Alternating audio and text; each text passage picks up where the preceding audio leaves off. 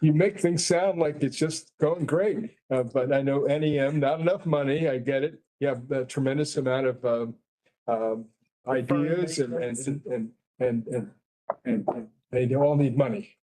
And I mean, I know there's a commitment of the faculty and the staff. I'm told, cheerleader proponent of New Paltz. I just think it's a great investment. And I get to see the trajectory over, 40 plus years, and it continues on that trajectory.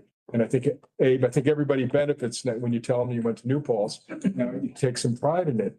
And I think that continues, and, the Stardust lands on everybody. Okay, Abe Story. Yes, sir. I wanted to ask if you could just speak really quickly to where we are in the enrollment cycle, how that.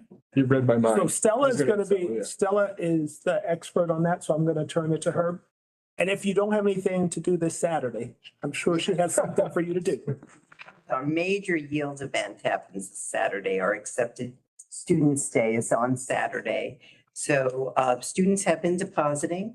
We are sort of right in the middle of that enrollment cycle. So this is really a critical period right now. We're tracking for our first years a little bit ahead of where we were last year by about 8%. But it is early. Remember, it's March. Commitment Day is May 1st. Students will be doing a lot of shopping around. So Saturday is a big day for us. The past 3 years, for students who attended Accepted Students Day, 65% of them deposited. So that's a big deal for us. We have a second Accepted Students Day that is on April 18th. So we will pull out all the stops. We have a wonderful program planned. Mother Nature is making sure that the weather looks pretty good. We've had some crazy weather on Accepted Students Day, but it looks like this one's going to be, I'm not allowed to say it, but that's right. Just saying good thoughts. So we expect about 1,300 people on campus. 500 of them will be admitted students. Some of them have deposited. We have a special surprise if they show up. They get a cap, but we don't tell them. And you would think that that wasn't a big deal. It is. People love free That's stuff. anybody, but they get a cap. But you'd be surprised what a big deal that cap is. They walk around with it. We cheer them on. It does make a difference. We have a lot of student support, faculty support, staff support. It's shaping up to be a great day. So when you say we're a little bit ahead of where we were last year, does that mean more accepted students committing at this stage? Couple of things. Yeah. One is that we've admitted more students than we did last year at this time. 11,000 students were admitted. From that, we have about 300 some odd deposits, about 8% ahead of where we were last year. So we're hoping to land with our target number around 1,200 deposited students who will continue to go on to be registered. That's just the first year students. So the 300 deposits, that's more than we would have had the prior year. Yeah, by about 8%. Okay. Yeah, but it's, every year is a little different flavor. We track a few years at a time. So 3 years ago it was higher than what we're now. So there's a little ebb and flow in that. And the higher volume of accepted students could be the reason for the higher number of deposits. Okay. Exactly. So Stella, can you just say a little bit more about that? Because I want to nuance that. It's not just a higher number. You've innovated. Yeah, there's been a few, we've piloted and put forward a lot of different programming. There's not just the larger number of students. We're also looking at the admissions criteria. We have an academic considerations cohort. These are students who the category of students we didn't admit last year, for example, who have a lower GPA, who went on to other institutions and were successful and persisted in those institutions. So we're taking a look at why weren't those students successful? There were 1,400 of them that went on to other institutions and were successful that we didn't admit. So if we only got 10% of those students, it would have made all the difference in the world to us. We generally have about 11% yield rate from our admitted students. So that would have been, that's one program. Of course, our summer honors program has been very helpful. We have the 10% program that the SUNY system has put forward.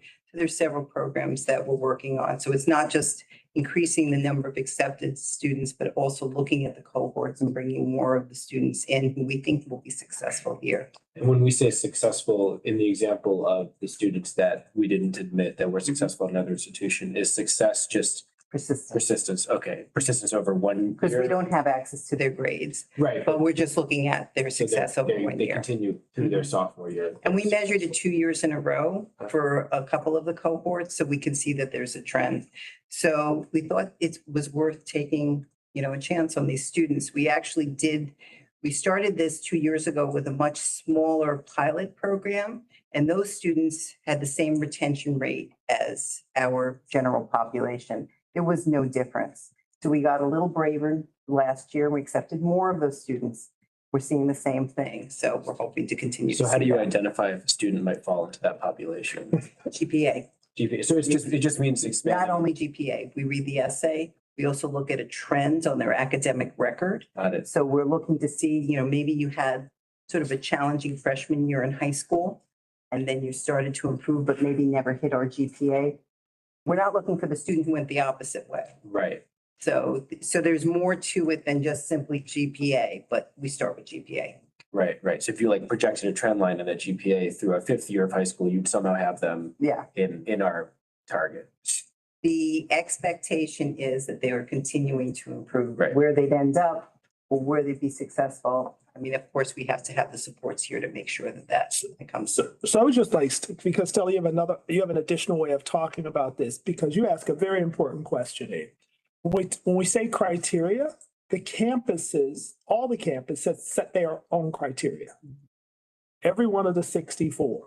SUNY New Paltz set a criteria that amongst the comprehensives is pretty much considered the most rigid, Yes, that's right. right?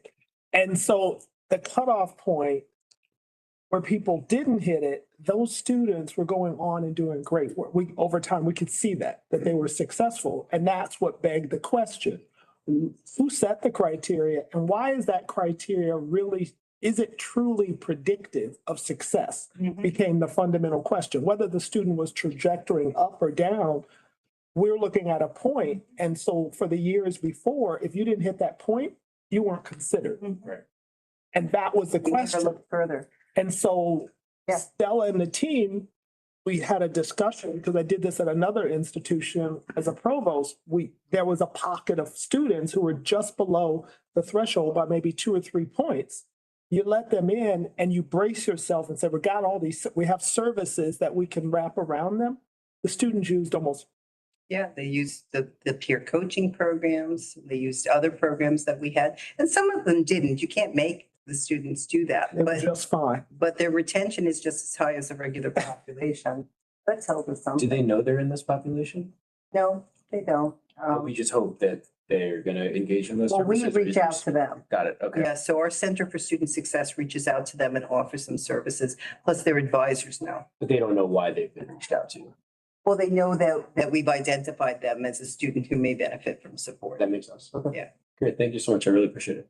I mean, I think it makes a lot of sense, right? To realize that, remember what we were going through 6 years ago, right now. 2020, COVID, right? And so these students were suffering a lot more than we were as adults. And I think it's good to realize that some of them they were probably in middle school back then or high school finishing up. And so maybe the grades in the beginning of high school were impacted by COVID, right? Research has shown that. So it's good to give them a little bit of a leeway and realize, hey, they're recovering and they're getting better. So come on in and join us. So it's a very good plan. Yeah, and I think we're happy to support those students. We have services that are there. We want to give them more services, but we give what we can. And I think this is, if anybody reflects back on their college career, where you are today, 30 years out of college, right? So wherever you are on that timeline, are you the same person you were when you graduated from college? Probably not. And a lot You're happened. supposed to say, thank God.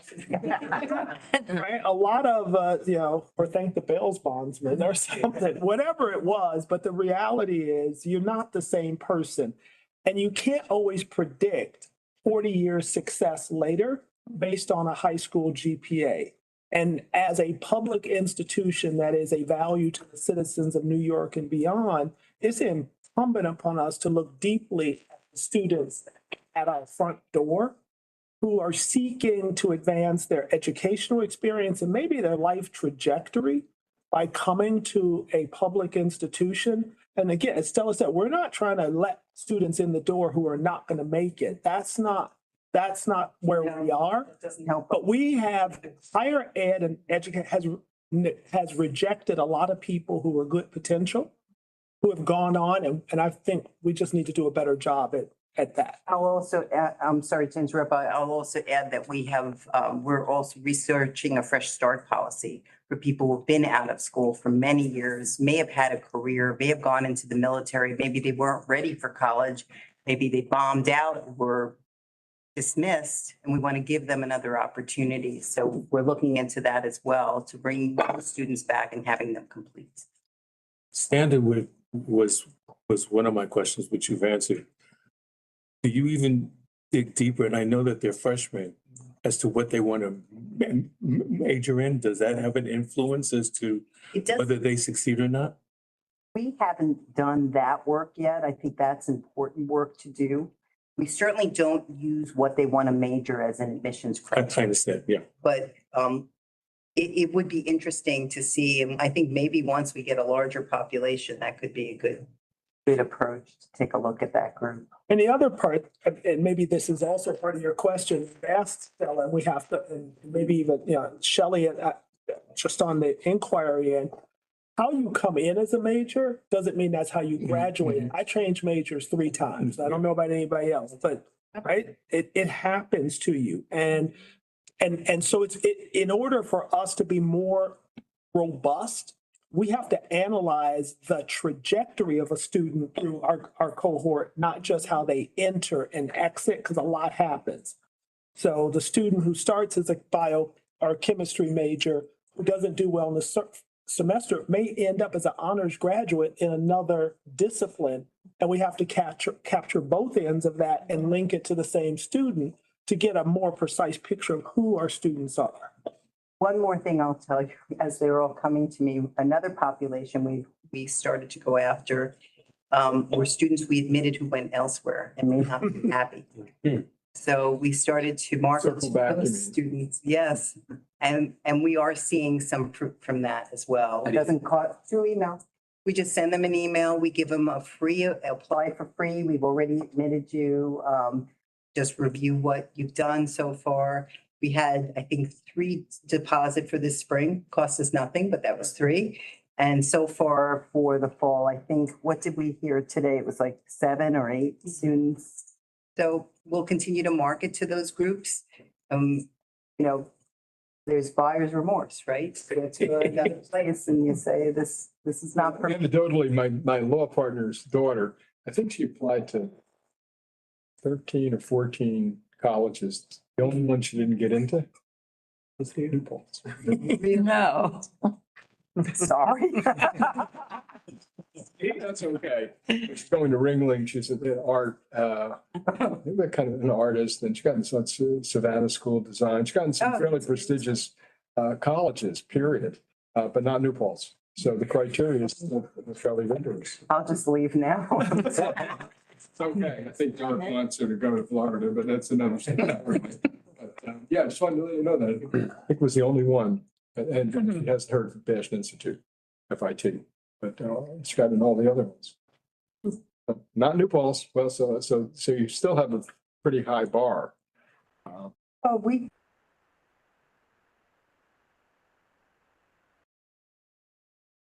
think that has had a positive impact on the population. So there's more to come. We're doing this with, I think, some Sounds great to me. intelligence. So Thank you. Anything else? Let's see. Now we're gonna go to the money, but is there any new business before we see all that red ink? Anything else? Okay, so Greg, why don't you tell us a little bit about where we are financially? Sure. Thank you. Yeah, I'm gonna tell you what I'm gonna tell you first. It's gonna be, I love it. a lot about what you already know, unfortunately, today. I'm again 3 weeks in. we'll tell you a little bit about what I've been doing my first 3 weeks as well. And then really turn about the process and just give you a little bit about how we're going to approach this thing. With, so it'll be showing you a little bit half done work, obviously, but just still wanted to give you guys, when you leave here, just knowing how we're looking at the world. I'm going to try to toggle, I want to look this way, but It's okay. that way as well. So okay, go ahead, Liz. Tell you what you know first. Obviously, historically and currently, we're operating at a budget deficit. That's nothing new. Everyone knows that. We bring in less than we spend, and we've been doing that for a historic time period. That's not news to one person in here, and so we can just move on from that one.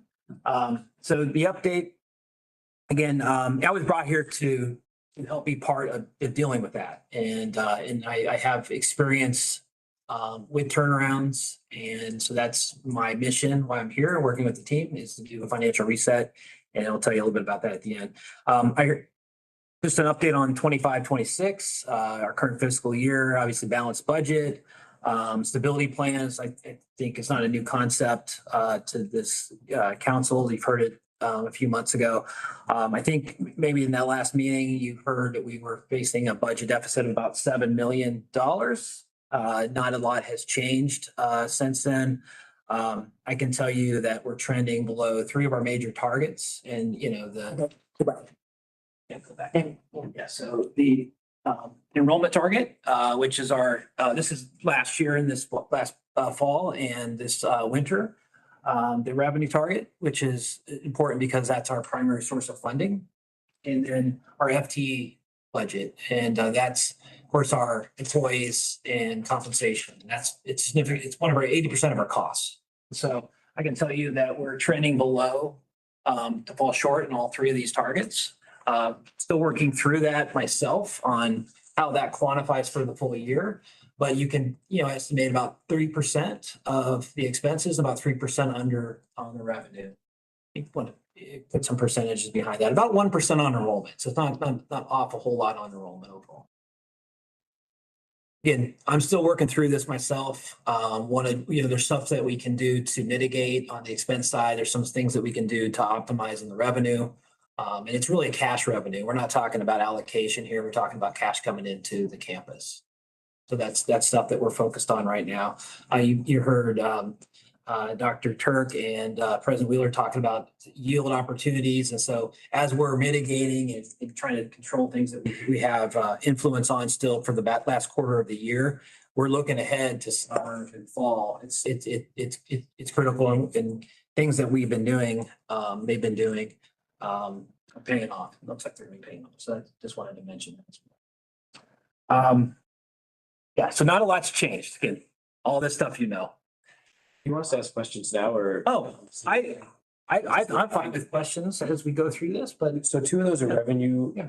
are revenue lines, and 1 is an expense line. That's So when right. you say the expense line is under target, do you mean that it's over the amount of what we hoped it would be? it's driven by employees, Got it. So like we don't have as much attrition as we were planning for, things like that. 100%. Okay. That's exactly right.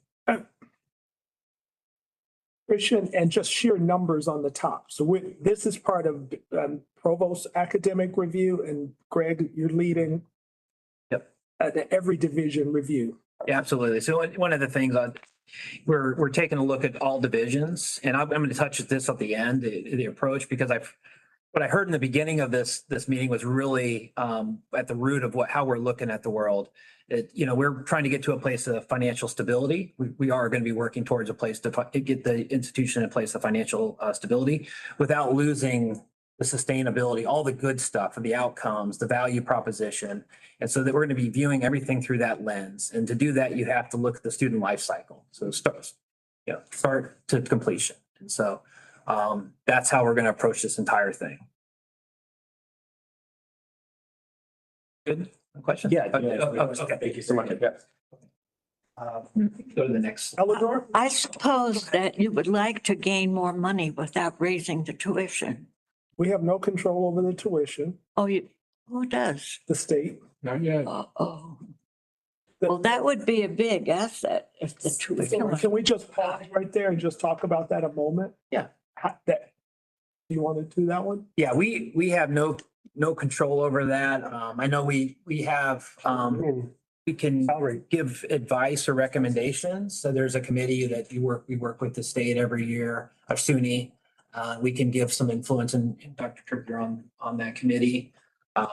But only for like, so out of state tuition. That's right. And the Board of Trustees are the ones that approve for tuition increases. It has to be a recommendation for the governor and the budget, so. Very political, and so the only thing we really control is enrollment, Yeah. That's right. really, in terms of bringing in money. And cost containment Well, on that's the campus. other side, bringing in, But the cost of life has gone up considerably. yeah.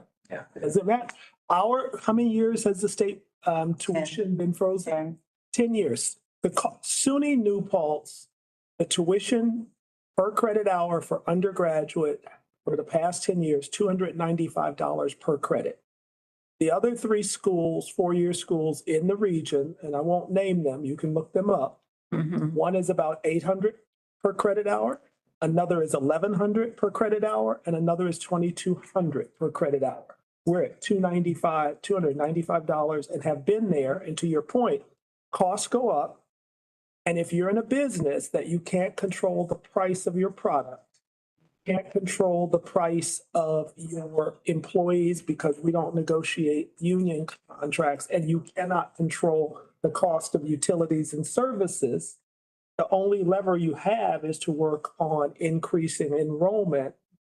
And This is really, It's an impossibility. it's a serious problem. Because everything has doubled in 10 years while the tuition has been flat. yes. Wow. It's And the not state business. It's, maybe it's more than 100%. And the state contribution to our budget is about 30% max. The other 70%, the campus has to do. But when SUNY was founded, it was almost the reverse, where the state supported by 70 to 80% the campuses. And that model's reversed without control of, so you see the picture? And so when we talk about these things, some of it is almost baked into it. And we have to be more, I guess the only way is that we have to be more business attuned and manifest an acumen that aligns with principles that allow you to do this kind of Yeah, really even different a little work. bit is better, Yes. but nothing is really, really hard. Change, and I get the politics on it, but then the other part is, you have to get outside money, donations, et cetera. But really tuition's the number, big number, right? And I'm editorializing, but everything, dinner, anything you buy at the grocery store, everything is at least 100% what it was 10 years ago. 100%. And there hasn't been 10%, 20%, 30%.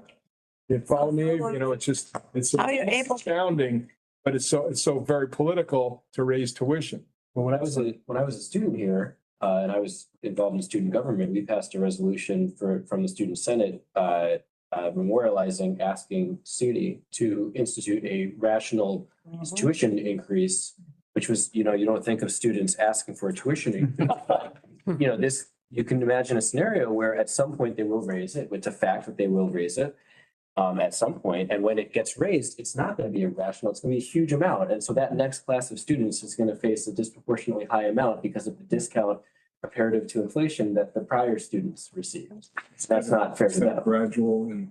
So a gradual step tuition increase would be such a benefit, but it's really hard. Hard sell In a politically. political environment, it's a really, really hard sell. I mean, I think about it in the county legislature, we have budget concerns there as well. And Same thing, Ulster County Community College, it comes Yeah. up, same. Absolutely. Yeah. But, adroitly, New Paltz has done extremely well. But the wind has been really right at us, right at the institution. But who pays the bills when you don't have the money? So it's extracting every efficiency. We have been able to do it, but at the expense of our reserves. And that's not a good The model. question is for how long? And now Yeah. it's sticking. So Greg, you're in the- So they're The check- diminishing all the time. Right? any good news? Okay, I'm sure we're gonna hear some. That's a joke. Yeah, it's the old news that you all Yes. know. And so, again, the tuition, slow and steady is best. Again, it's a value though. It's still an excellent, what a great value story to tell, for students, right? Again, 3 weeks in, I still have, and I will always have, but I'm carrying around mine, my map as well.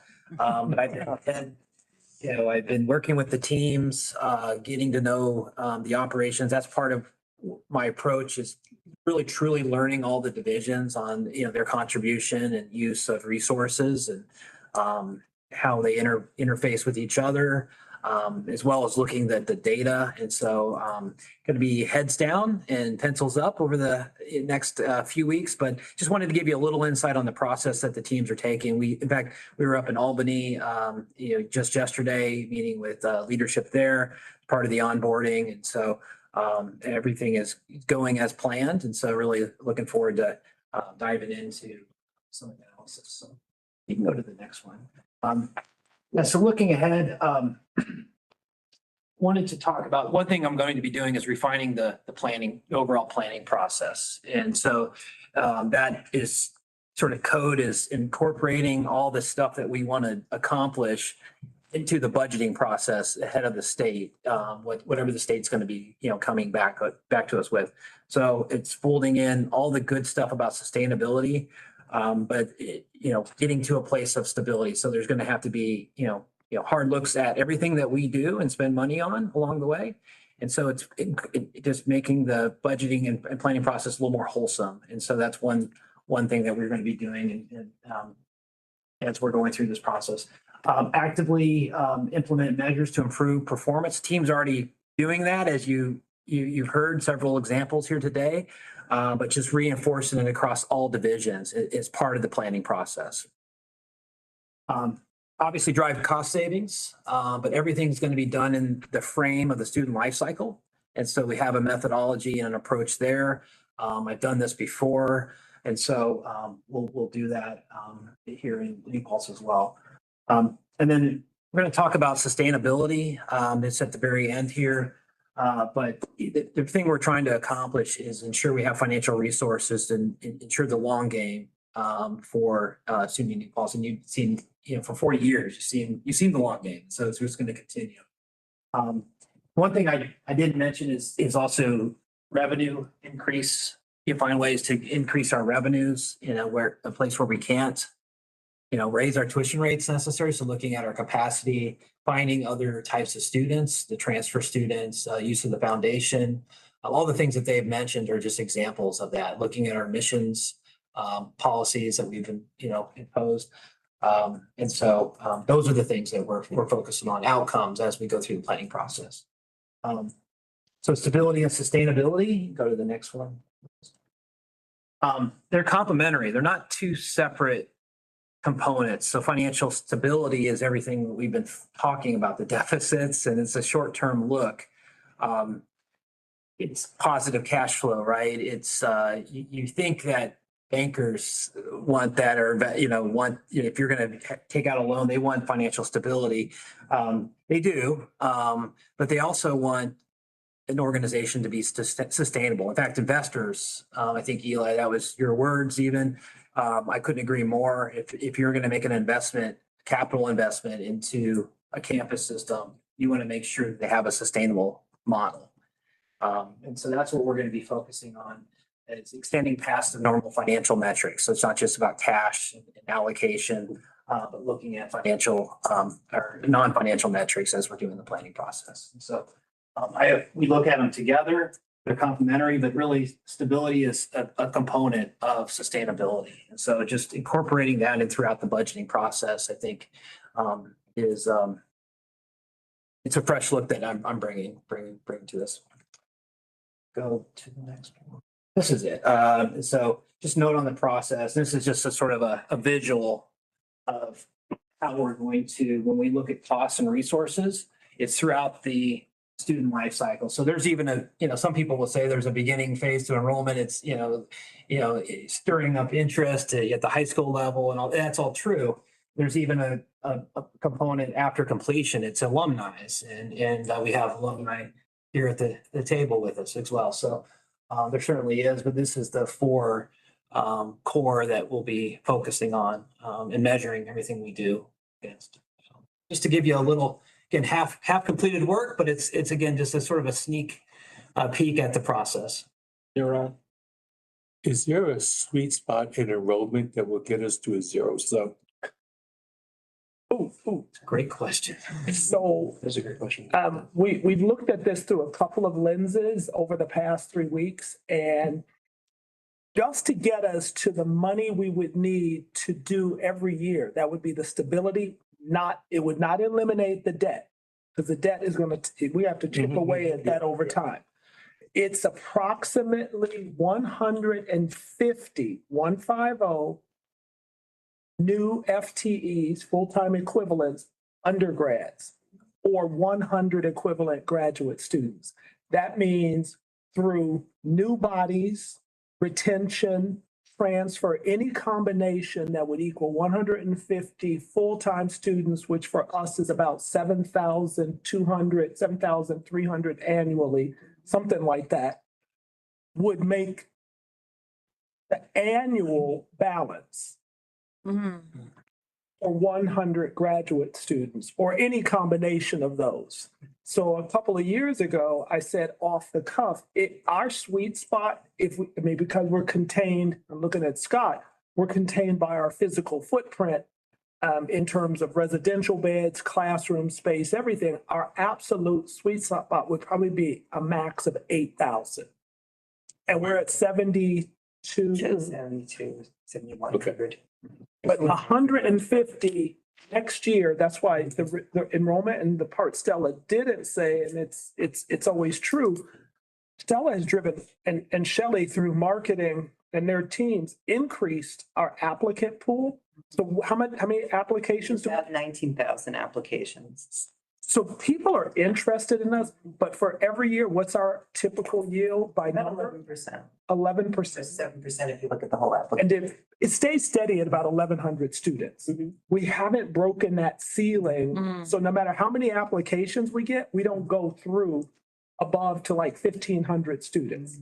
We stay at that 1,100, 1,200 regardless. And so if we can break through, that would be the game changer. If you reevaluate those who are just below the standard, will that get you closer? That's how we're doing it. So that's how you'll break through. Incremental increases.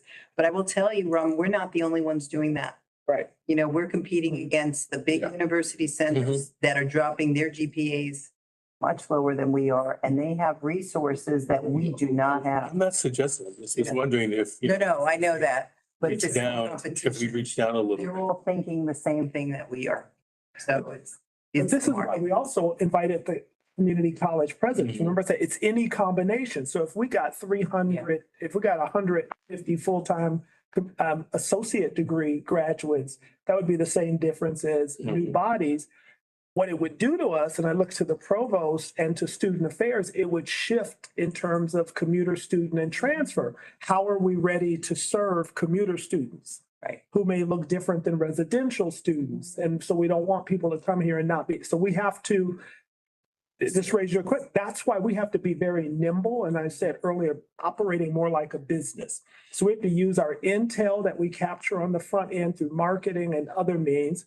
And I'm looking around the table, then we have to position human resource and development to make sure we have the right people in place to service the diverse. We have to have the finance team on board. We have to have student affairs, making sure they're ready to meet the needs of the students. The class is offered when, where, and how students will be able to adapt to. So every division has a critical role to play. And so this is the room where we have our vice president's meeting. So we have to approach this like a business, looking at not quantifying students, but how can this university provide the services and the educational experience to the students we have, not the students we used to have. it's really critical for us to be in tune with who we actually have in front of us. Are students going to need classes on the weekends in order to accommodate work schedules if we're doing commuting students? Are they going to need them, like if you're a parent, dropping off your kid in the morning and having classes at 9 in the morning isn't going to help you because that's a direct conflict. So how do we make sure that that's the appropriate mix? We don't want to go too far in either direction. And like good business people know, you don't always know until after you do a thing and the customers tell you.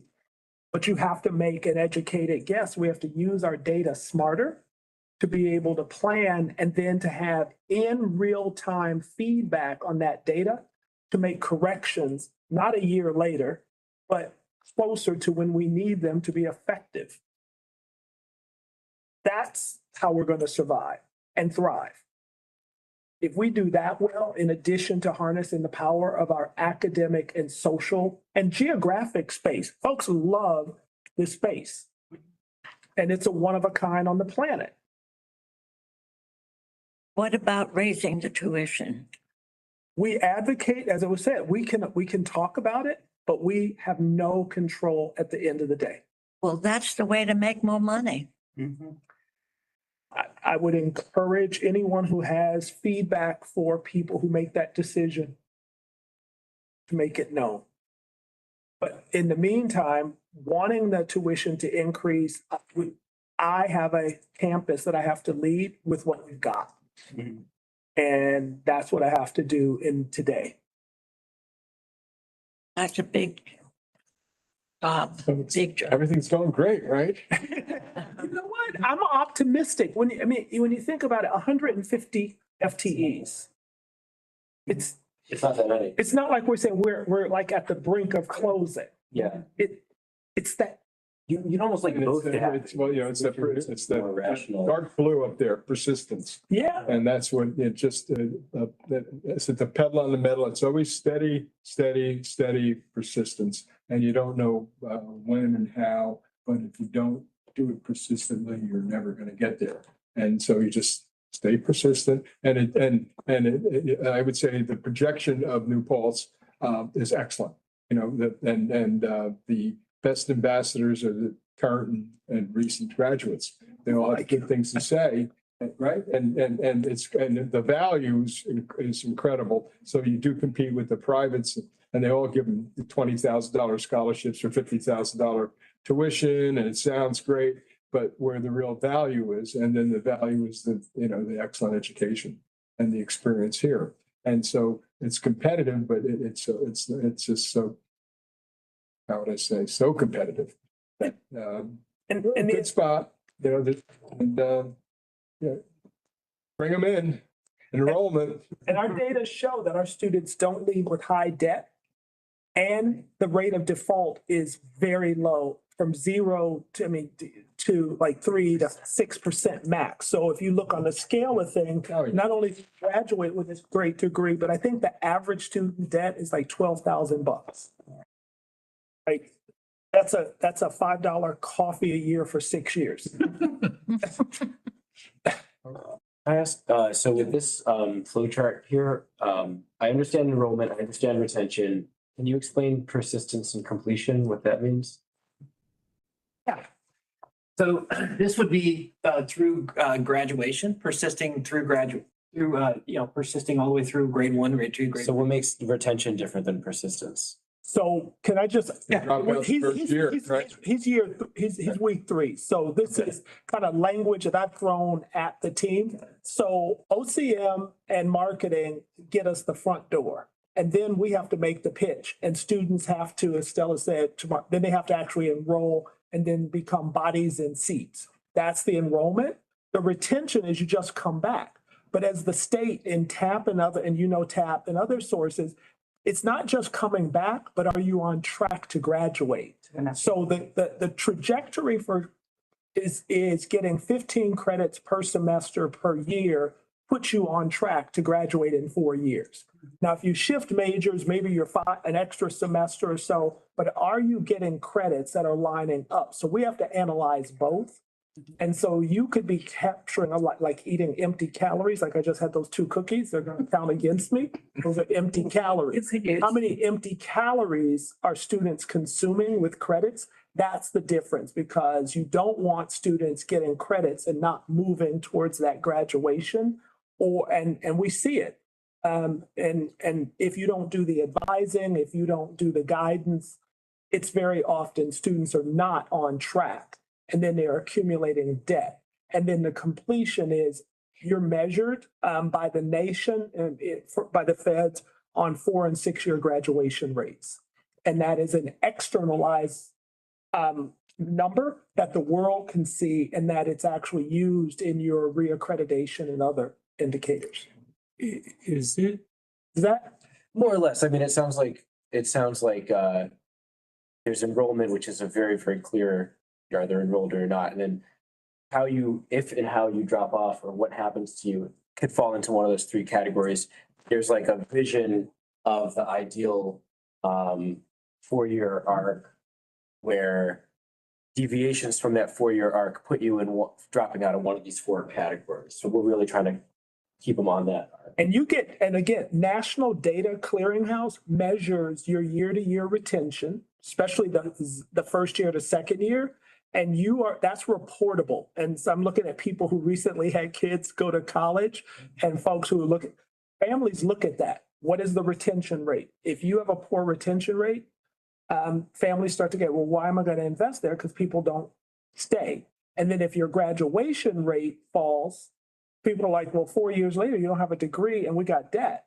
So all of that goes into the world view, in addition to being used as a measure when you're evaluated against other institutions. So we have to stay on track to know how we're doing, not only at just wishfulness, but how does our academic apparatus line up with its service? And then back to Greg's point, how do the dollars we spend in those buckets relate to each one of those?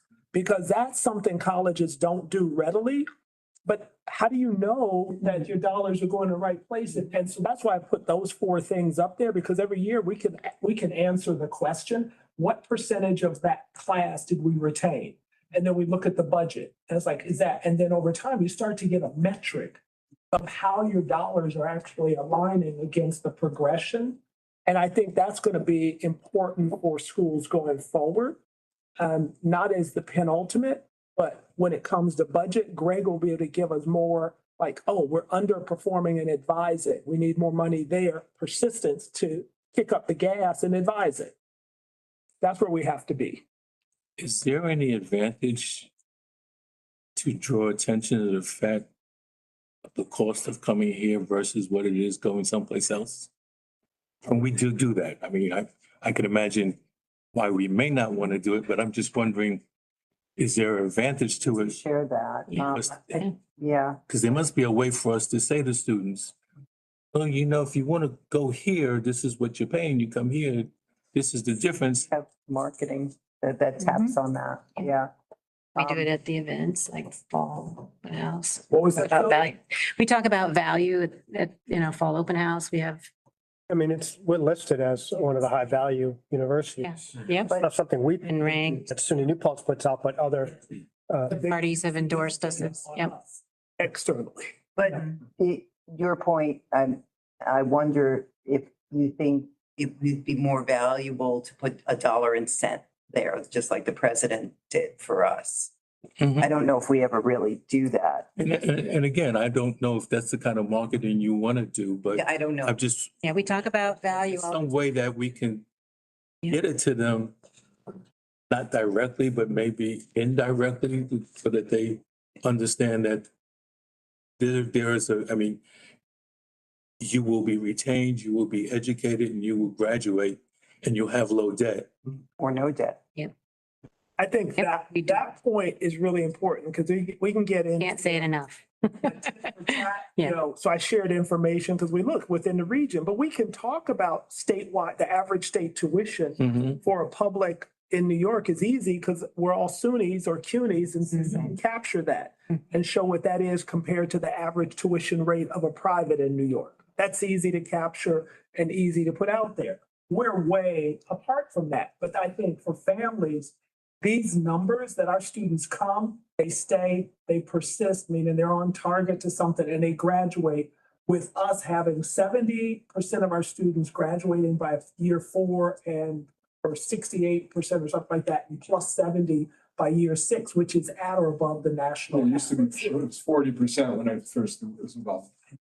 Literally. If you look across the state schools, we're still at the high end, even with all the headwinds, as Eli, we're still at the higher end of graduations. We're in the elite, even competitive with privates. We're still very That solid. was the focus for years on retention. Yep. And We're still solid. You have to think about, completion. For you know, years, that was just, it was terrible. but being It just really. consistently has gone better and better, and then, but it comes right into the value proposition, because if it's 6 years versus 4 years, the amount of debt, money, time, et cetera. So there's real value, and it has to do with how good the institution functions for the student, really. And by that same token, by functioning well, it's a very good marketing or very good allocation of your position in your community. I have my own view. I'm a public institution fan, and private, what they pay at Marist, can you imagine? And then the yield, and later on, and income, et cetera, et cetera. But then there's the other thing: people think that pay more money must be better. Okay, And there's still the uphill. and if it's cheap, how can it be good? And so that's not so easy marketing, and these are these biases that people have in selection, and that's just the way it is. And how do you get to the sweet spot? I say, bring them on the campus, speak to the students who graduate. They're still out there and we hear it regularly. People still believe that as a state institution, the state pays the bills. I don't think the world it's still such a is not fallacy. clear that Yeah. we finance at 30%. We still get, but you're a state institution. Okay, that's my name, but that's. And again, we're think thankful. that if we're really good at having students persist and graduate, then we have to fill in the students who persist and graduate, right? So it's also what that, moving students forward, which is the metric that we really want to do. But when you're really good at it, you also have to ensure you can replace them so you can continue to pay the bills. Okay, so I didn't see any red ink, so everything's good on that. He only said I know all the solutions, I've heard that, and what the objectives are, and number one is, of course, enrollment, and that's, how would I say, that's how to keep the bottom line where you want it to be. And you can control costs, but you seem to be like really on top of things. I don't know, I've seen I've seen the cycles when, like 20 years ago, when layoffs and departments were cut, and when